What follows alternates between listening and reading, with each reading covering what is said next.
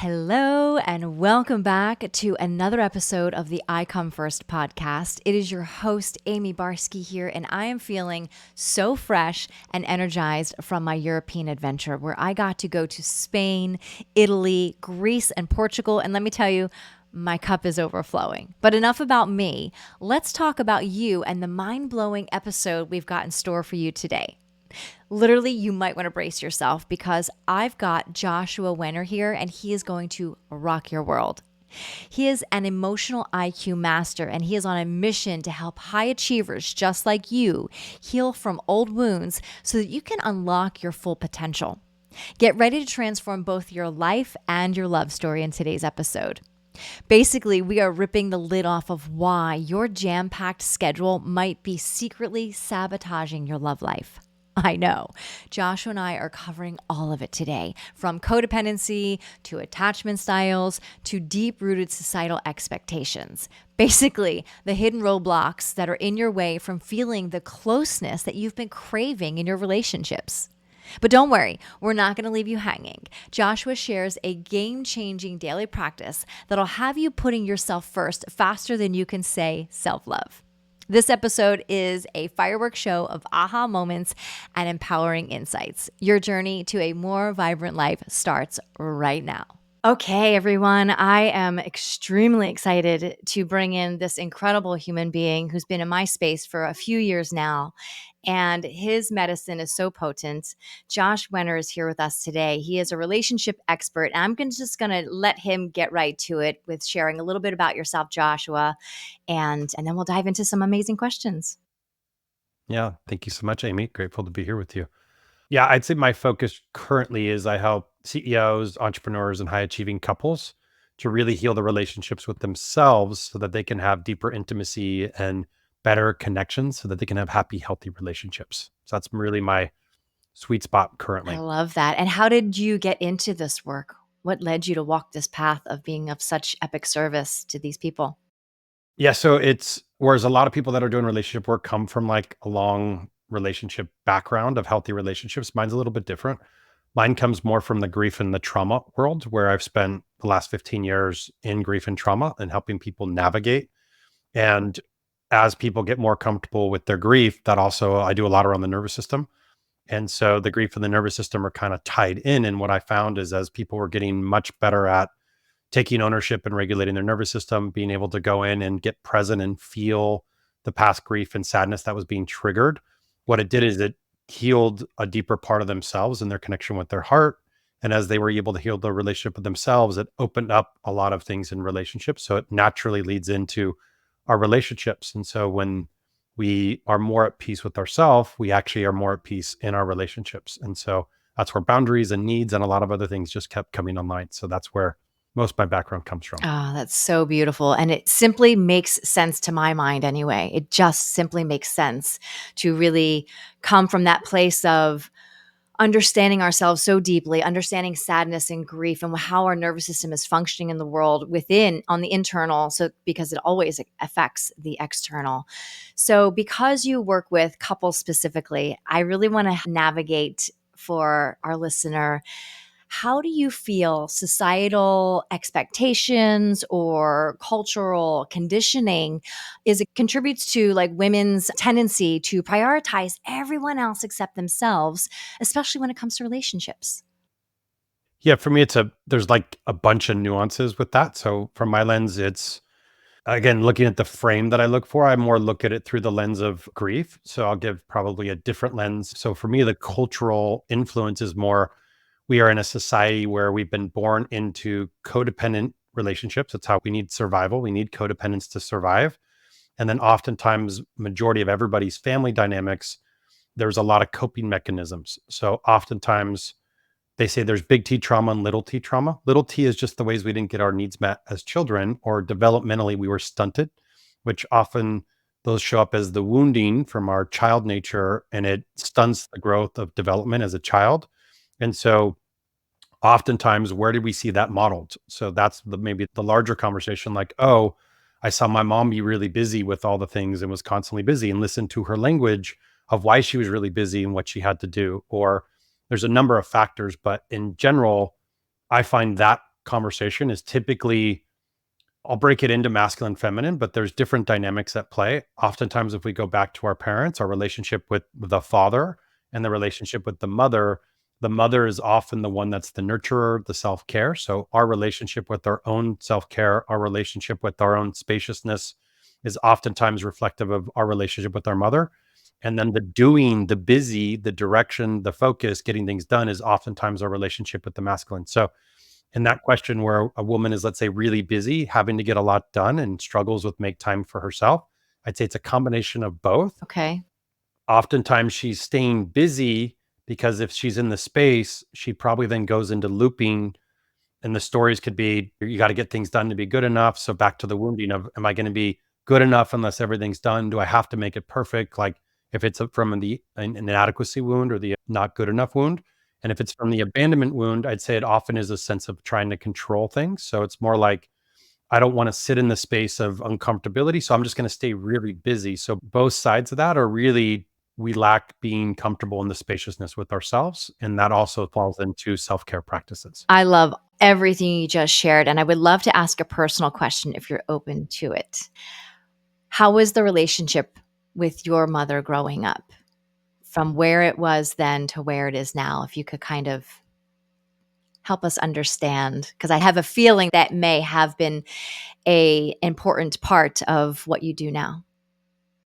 Yeah, so I think I've always had a really good relationship with my mother. I was more of the, my parents are still together 58 years later. And so I had the frame of like, I had a good childhood and I just didn't go into that until about 5 years ago when I was doing a lot of work on my relationship house. And I've worked with men for a decade and I was going like, all right, I've got my purpose. I know where I'm going in life. I'm clear on my vision.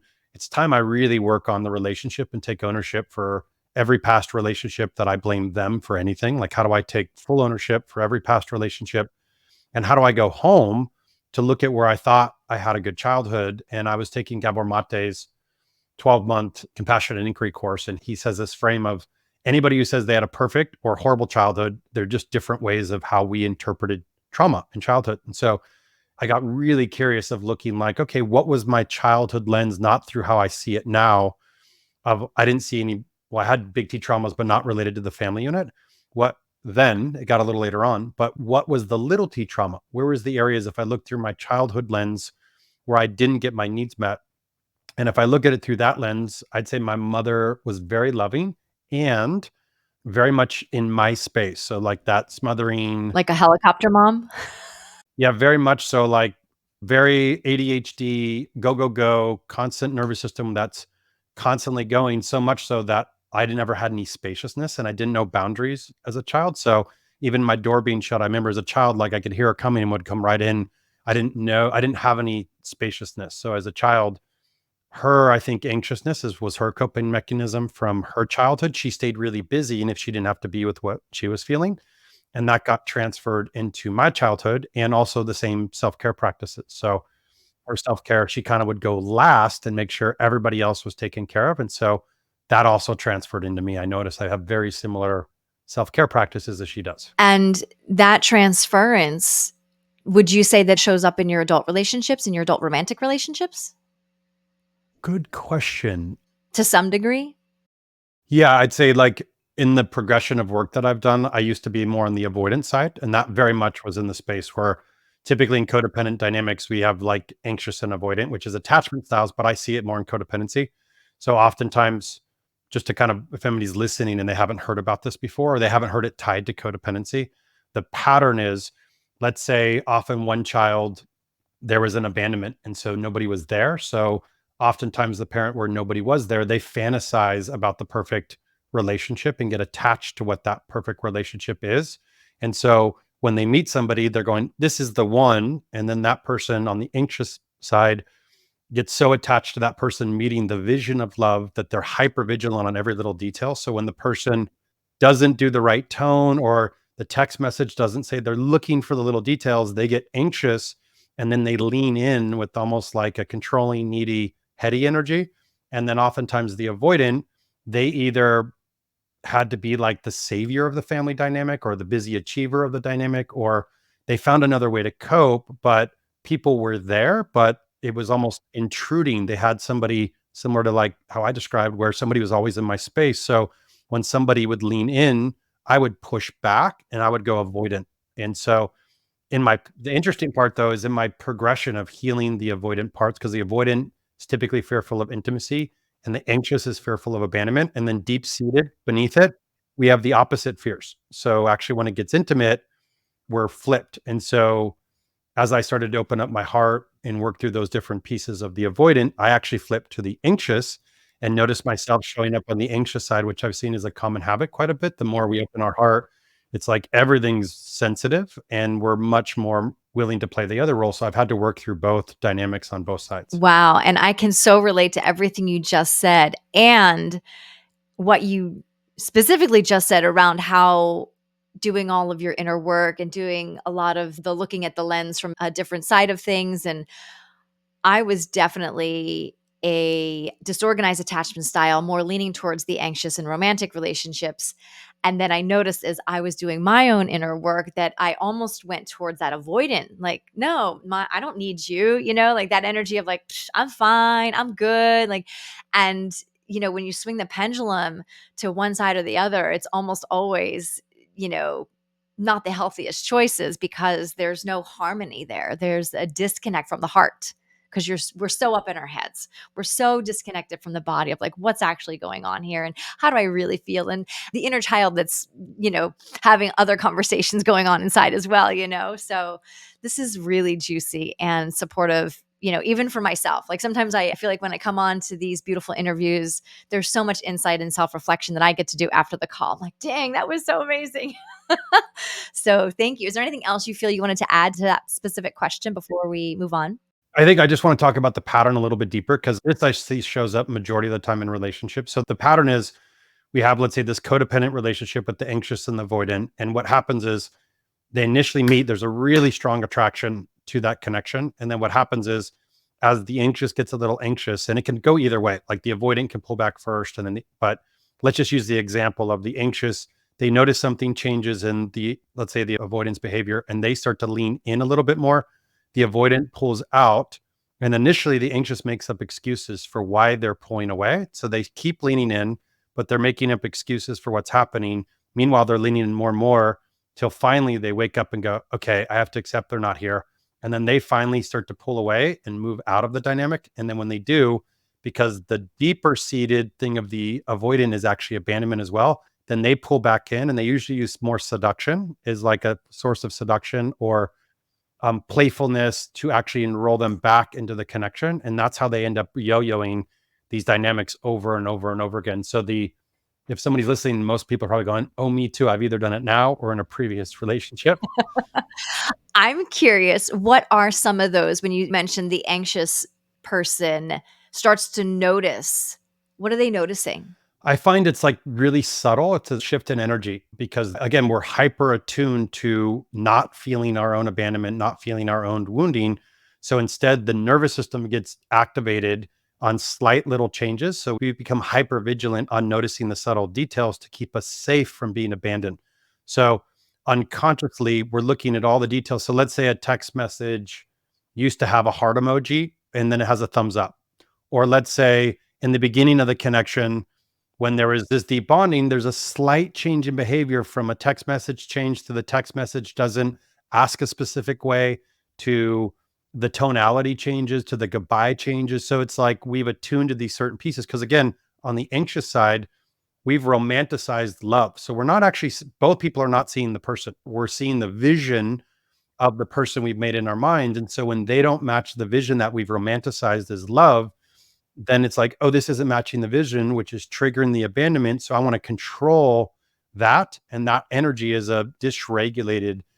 As an example, I see it in me when I need to start asking questions. So my process around it is I find there's two lenses. Some people get a little bit, I'd say it's a more passive approach to ask questions, whereas a more active approach is moving into assumptions that they're doing XYZ. Now, does that go along with the justifications you were talking about? They justify the behavior? What's happened is if you're not aware of it in your mind, you're already triggered because you've made an assumption that they're pulling away, they're doing something. Like your mind is coming up with scenarios from past trauma or past experiences or fears of what they're doing. And so oftentimes that nervous system response of the dysregulation, either we're believing they did it. Like I remember I had a relationship before I knew about this that was when I was more avoidant and she was more anxious. She would literally call me telling me that I was cheating and was be like attacking me.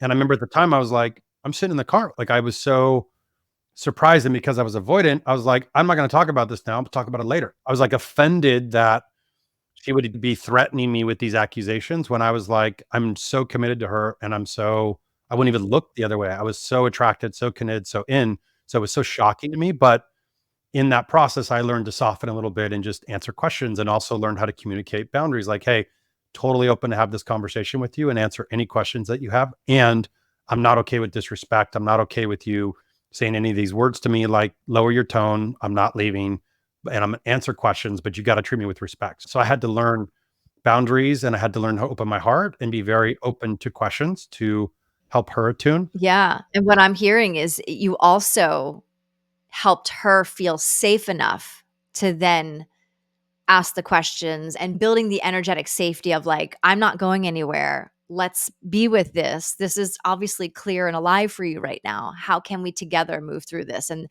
that's a lot of work and well worth it in the end. However, when you're in it and shit's hitting the fan, oh man, it just feels like too much, too fast, too soon. And everybody just wants to shut down or amplify everything by yelling more. And neither of those generally help in the situation. So, yes, yes to all of this realizations that society, Disney, romantic comedies have all created this is what it's supposed to look like, this fantasy world. And that's what it is. It's fantasy. And I think if we were to learn that as a younger age, that it is fantasy, it is make believe, it is pretend, it's not reality, then we wouldn't be where we are right now. Yeah, and a lot of the work to moving through this, and a lot of this comes from Pia Melody's work. There's a great book called Facing Love Addiction. She's got another great book called Facing Codependency, and that's where she kind of tied in. She calls them love avoidant and love addicts is her languaging, but it's very similar to anxious avoidant. And in her methodology, we're moving away that person as a sense of love and we're moving them off of that. And we're building a connection with something like God, source, nature, some sort of a direct connection that we can now have. And then we're able to practice our self-care practices and then we're able to engage with the person. And so it reduces some of that. But I'd say another big piece is learning to feel the wounds, like learning to be with the abandonment wound, learning the last relationship I had is where I flipped and I was more anxious. And it was like, and so it was very confronting. I've done most of my work on the inadequacy or the not good enough wound. And I thought that was my primary. And then when I did this and I flipped, I actually had to do a lot of work on the abandonment wound. And it was very uncomfortable because I hadn't faced that. And I realized through mom, I more had the kind of overbearing where I moved avoidant. But through dad, I more had the feeling of as a child, his emotional reactivity with me as a child. Now it's amazing. But then I didn't get a lot of emotional activity because he was a Vietnam veteran and he was struggling with his own. So in that, I realized I actually have an abandonment wound as well that I had to learn to sit with. And that was really uncomfortable when you're feeling anxious and you have to be like, it's not them. Let me go do the work to feel, where am I feeling abandoned right now? How do I do the work? And so one key indicator, anybody listening, is when you fall into these dynamics, oftentimes the self-care practices go.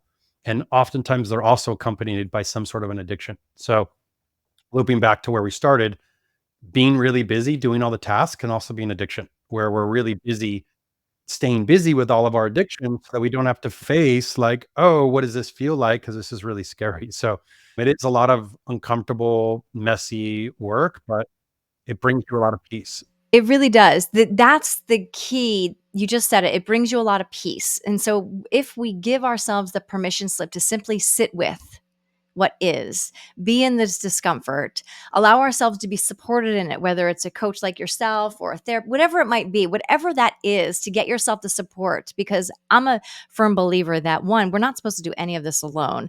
And if we can get a good support system around us, it helps it free up a lot quicker and with a lot more ease and a lot more, I'm going to say the word fun, because in the community that I'm in, we create a lot of fun around the healing of trauma. And it seems like those two terms of fun and trauma are so opposite ends of the spectrum. However, it can be. in my experience, it can be that way. And it gets to be that way more and more is what I'm desiring to infuse into the world. And so you were mentioning, before about the fear of abandonment or judgment or rejection or even conflict. Can we talk about those roles and how that is why women are so reluctant to assert their own needs and desires? Yeah, so I see it through the lens of the nervous system. And for me, it's not necessarily women. I see it as both men and women because I work with men for a decade as well. And for me, it's more the nervous system responses is either you typically have more of the freeze appease response or you have the fight or flight response. And so both of those could still not share their desires and have fears of wanting to share. And for me, if the nervous system is freeze, appease, fight or flight, that's more our coping survival strategies to conflict. Underneath it is the wounding. So the reason we're not sharing is we're afraid to be abandoned and we're afraid to be rejected. So at some core level, we're going to hide down those fears and we're going to put on a mask, and then we're going to be upset that we're not giving. And then we also fantasize. I see this more with women than with men, but I do see with men as well, where we expect that they're going to do the thing. And I've seen this pattern a lot where I'll give you like a specific example where like she would be upset and she'd be expecting him to see that she's upset. He doesn't see that she's upset, or he'll say, "Are you okay?" And she says, "Yes." He receives that as like, "Okay, things are good. Let's move on to the next." And then she's upset because the way she's wanting him to respond to her, she has a fantasy of what that's supposed to look like to know that she's safe and he's not meeting it, but she's not giving him the blueprint of what that needs to look like. And so at the deepest core level, we're unconsciously creating the partners to replay childhood, to experience the same wounds we felt in childhood, to try to get a different outcome, but we end up replaying the same outcome over and over again. So if our fear is abandonment, and let's say a partner's, I find we attract the opposite wound. So in the primary relationship, so if somebody's inadequate, inadequacy could be I'm not good enough or I'm rejected, right? And then the abandonment, we attract the opposite. So what ends up happening, to give an example, is let's say a partner goes, let's say I'll flip it. So from where I usually talk about it, let's say one partner's a little bit distant. He's going through a lot of work. He's a little bit busy. He feels overwhelmed. Instead of communicating and saying, "Hey," so the abandonment needs to work on, or the one that typically pulls away needs to work on more communication, saying, "Hey, I'm feeling a little bit overwhelmed. I need a little bit of time and space to not be as connected, to focus over here so I can get this done." Oftentimes that's met and expected that somebody would get that. So they pull a little bit away. On the anxious or the fear of abandonment side, they feel that. And then oftentimes they lean in with all the ways that, let's say, he's not showing up or what he's not doing or how he's not present, which is the inadequacy wound that he's getting. And then what does he do? He pulls further away and then she experiences the abandonment. So that's the dynamics that I find when we're not aware of our nervous system, or it just gets hijacked and it takes over. And the wounds in the nervous system are protecting us and they're running the show. And that's where I see majority of conflicts in relationships are stuck at. Yeah. And it sounds like a key element is awareness. When you have the awareness, then you can make a different choice. But if you don't have the awareness, then you don't know any different. Correct. And the awareness from my lens looks at doing daily regulation. Oftentimes regulation is taught when we're dysregulated, and most people that teach it, how to get back. The framework that I teach is it's every day, twice a day minimum. And so what regulation does for anybody that's new to emotional regulation is essentially when you get activated or when you're high stressed, you move into the back of your brain, which shuts off compassion, empathy, rational thinking. And that's when we move into fight or flight or freeze and appease as a coping or survival mechanism in order to get safe. So when we're able to get regulated, we move to the front of the brain, which is that compassion, empathy, rational thinking. And then you're aware and present to what's happening. And when you're aware and present, it's what's the difference between an emotional impulse or reaction versus consciously choosing how you would like to respond. And so if you're regulating daily, twice a day, you're regulating to start the day. So you have capacity to deal with your day. And then at the end of the day, you're regulating so you can have capacity to be in the relationship and be connected. And then on top of it, whenever you're getting dysregulated, you're also doing regulation. So for me, it's such a foundational tool that it's every day. And I find when you do it, you're a lot more present to say, "Oh, wait, what's going on with me?" And that's the third component. I love that. And I also want to presence co-regulating with each other in partnership. It's when you notice that your partner is just spinning, like whoever's the most resourced, whoever's the most regulated, whoever's the most, can you support the person who is feeling all the things and everything's coming up? And, it's learning each other's nervous systems, it's learning each other's wounds, and really sharing so openly, which requires safety, so openly, so that you can be a support system for each other in a healthy way, not in a codependent way, but in a, what do they call that? Intercodependence? That's the word, interdependency. So let's dive in for a second. So, how does the fear, we talked about the fear of abandonment and rejection and judgment of, if I put myself first, this might happen. How does it affect women's vibrancy, would you say, in the dynamics of relationships? Yeah, I'd say so. If we go back to the codependency, so oftentimes codependency, the motto is, I'm doing this for you and then expecting you to do something for me. So we're giving to get. And in order to move out of that, first we have to move in independence, which is what we're talking about, where, oh, I'm scared to take time for myself. Taking time for yourself is where you create independence. And it's usually the hardest step because in that phase, we have to deconstruct our identity, deconstruct our stories, deconstruct our beliefs, face the wounds. It's a really difficult period to unravel that. But in doing so, what ends up happening is then we start to find safety and a deeper connection with something greater than us. We start to do practices to take full ownership, complete ownership for everything in the relationship and how we're a part of co-creating all the dynamics, which can be very confronting. And then in it, we have to then go in and sit with and feel and move some of that past grief and trauma that's been stuck in the body that's getting triggered from this. And when we do, we start to create a lot of spaciousness. When we create that spaciousness in the body, in the independence, initially it's heavy because there's a lot of past grief and trauma. So I find initially it is a little bit harder to feel the joy unless you're in like a workshop type dynamic or a creative type of dynamic. But solo, it's a little harder and it can feel like, wow, and when is this going to stop? And then when I find as you're moving it through, there reaches a space where you've cleared out some space. And then you go to that space and you actually find joy, or you find aliveness, or you feel like dancing, or you feel like moving. And I find it's a little different for men versus women. Women typically like a little bit more of the dance and the movement and the sensuality or the creativity with their bodies.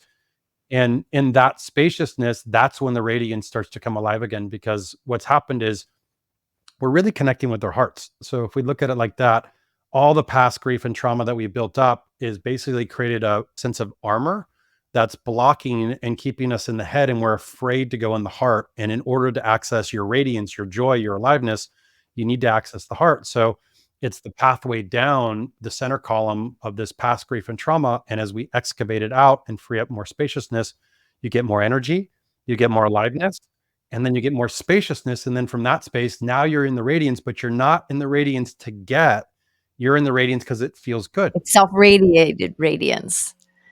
Yeah, and that's from the masculine lens, that's very attractive. It feels very different as a texture when a woman is doing something to get you, like when you can see it. At first, you're just hijacked, right? But as you do more work, you can now, like, I can see very different energetics on social media than I used to see, where I would just get hijacked by a woman showing, like, let's say, her sensuality or her sexuality to get attention, versus a woman just doing it because she's expressing herself and she wants to express herself. For her, very, very different textures. They feel very different. And so that's magnetic. I am curious because we spoke about a little bit how women might express herself through dance or movement or something artistic.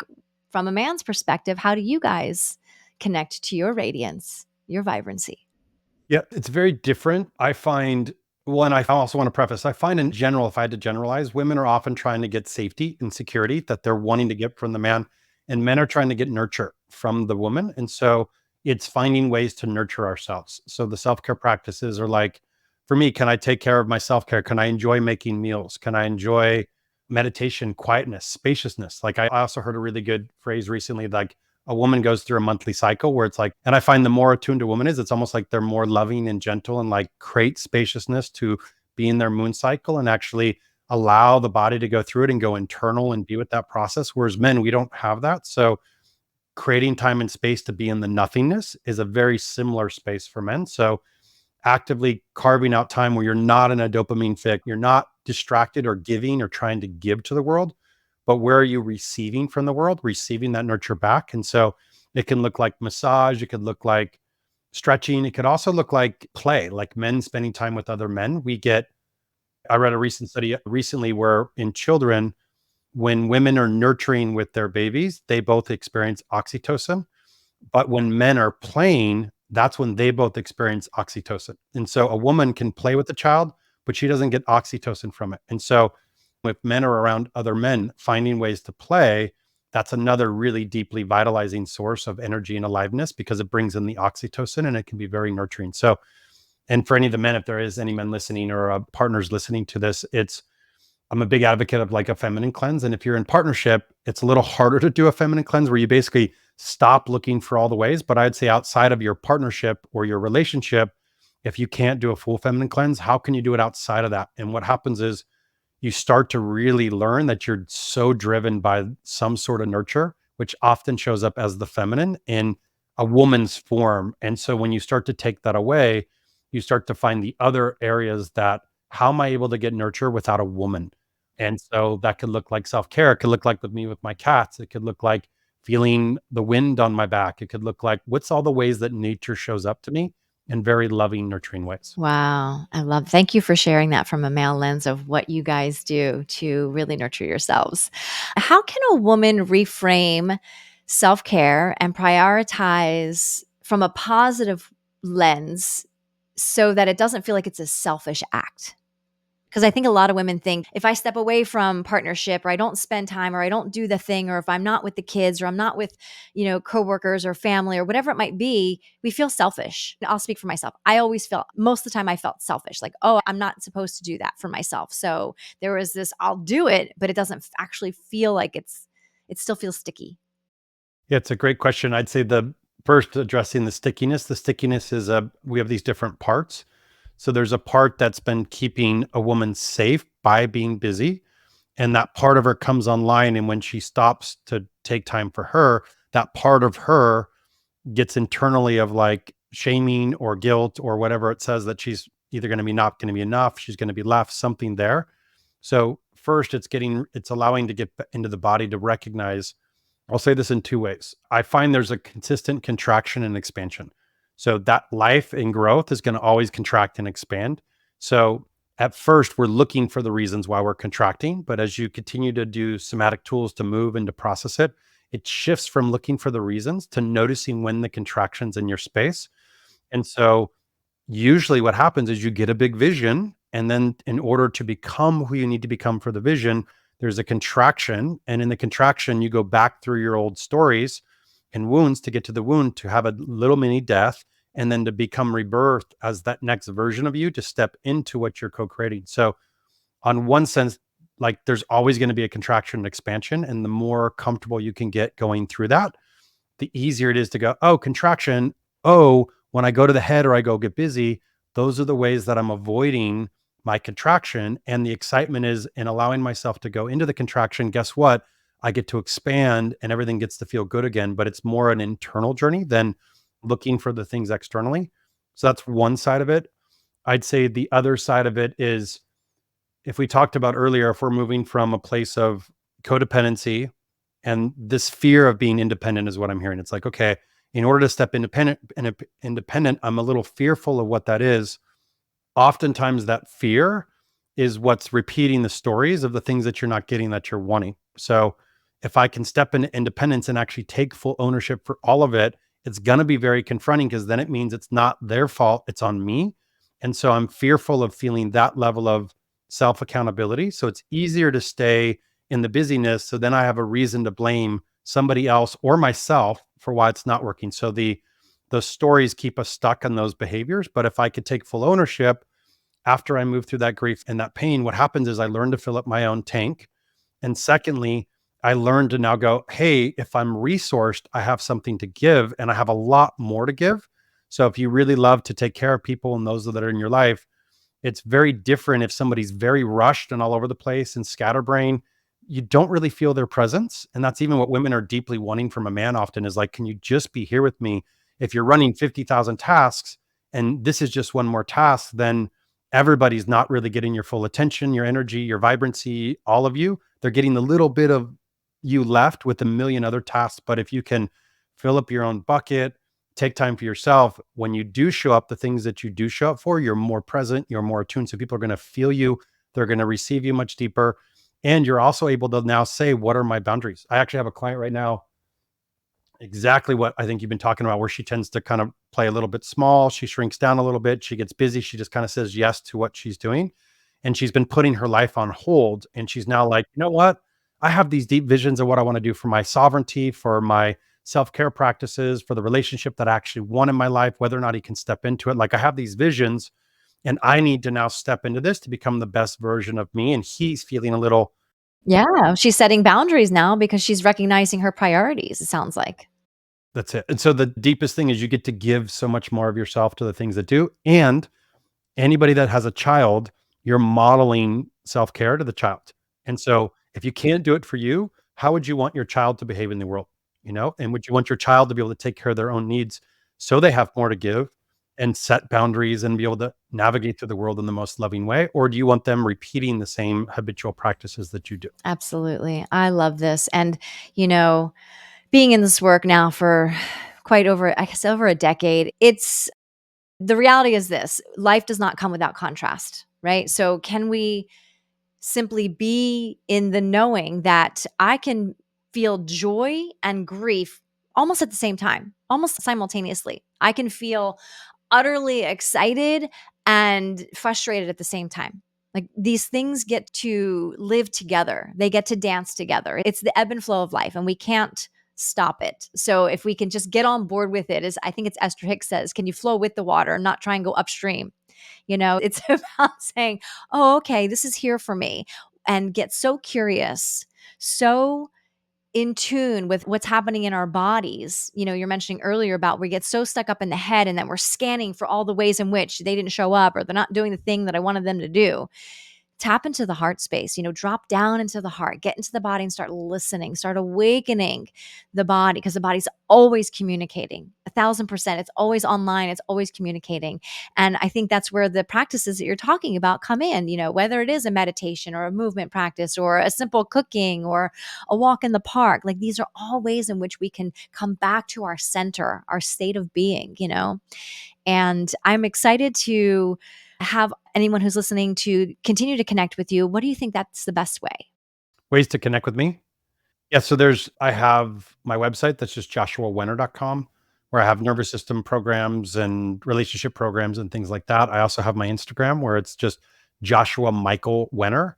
And that's just where I have a lot of different videos and strategies. And I talk about a lot of these patterns in little bite-sized chunks so that it's a little bit easier to digest what we're talking about. I love that. What would you say? Is there anything else that you want to hit on before we start to sign off? Is there anything else you feel is potent to drop in?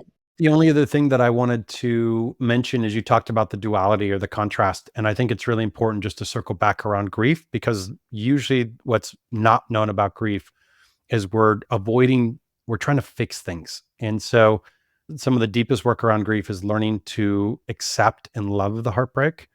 And in the acceptance or the love, and that it may never go away, is actually what brings us peace. And so I find one of my mentors described this guy named Ken Druck really well, is that we come into this world and we fall deeply in love with these fantasies. We fall deeply in love with the fantasy of what life's like going to be like, and our partner and our families being together, and we're never going to get hurt, or we're never, like, all these different things we fall in love with.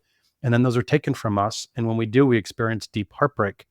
And oftentimes we're trying to avoid feeling broken, and that fear of avoiding, we want to fix it, is what keeps us stuck. So in learning to go, if I live in a dualistic world, can I both be whole and broken and love both of them? And the broken isn't meaning you're broken, it means you've been heartbroken. And so I find the ability to really lean into the heartbreak and really accept that the heartbreak is here and may never go away is actually what allows us to soften, and it actually allows us to come back to whole again. And then we grow more love. That's how I found it works. It's like your heart can just keep growing and expanding and expanding. So when you learn to love let's say your heart was here and it got shattered, and you learn to just love that shatter, what happens is your heart starts to grow around it. And then both can still exist, where there's still heartbreak that you've learned to love and accept deeply. And your heart's much more full of love and you can love deeply again. So the grief work. Much bigger capacity, in my experience anyway.